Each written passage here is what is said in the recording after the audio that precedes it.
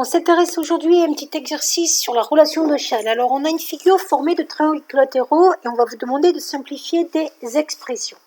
On va commencer par la somme de AB plus EH. Donc, la première chose, c'est que je vois que AB plus EH, ça ne peut pas simplifier directement puisque les points ne se suivent pas. Donc, je vais dire que le vecteur EH et le vecteur BE, ce qui va donner AB plus BE, le point B est bien en commun au centre. Je le simplifie avec la relation de Chasles, ça va faire AE. On va faire pareil avec le reste. CE plus FB. FB, si je remarque bien, c'est pareil que le vecteur GC. Alors pourquoi j'ai fait ça? Parce que CE plus GC, je peux l'écrire GC plus CE. De nouveau, relation de Chasles ici, le C est bien au centre. Ça fait le vecteur GE. Ensuite, AH plus ID. AH, il est ici, ID, il est ici. Donc là, c'est plus compliqué parce que les vecteurs n'ont pas de lien. Donc je vais décomposer le vecteur AH en disant que c'est le vecteur AB plus BH.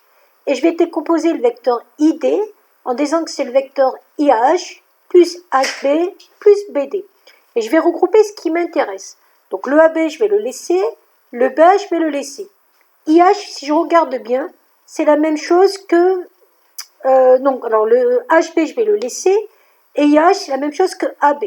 Donc l'IH, je vais le transformer en AB. Et BD, c'est la même chose que AB. AB ici. J'ai donc 3 fois le vecteur AB qui apparaît. Et BH plus HB, la relation de Chasles me dit que ça fait vecteur BB. Et vecteur BB, c'est le vecteur nul. Dernière égalité. ID plus BC plus EC. ID, je le laisse. BC, je le laisse. Et je vois que le vecteur EC, ce n'est rien d'autre que le vecteur DB. Et pourquoi je fais ça? Parce que si j'écris dans un sens, dans un ordre autre, ID plus DB plus BC, je vois que le D et le D ici se suivent, le B et le B ici se suivent, donc il va rester le vecteur IC. Et le vecteur IC, c'est égal au vecteur GD. Voilà.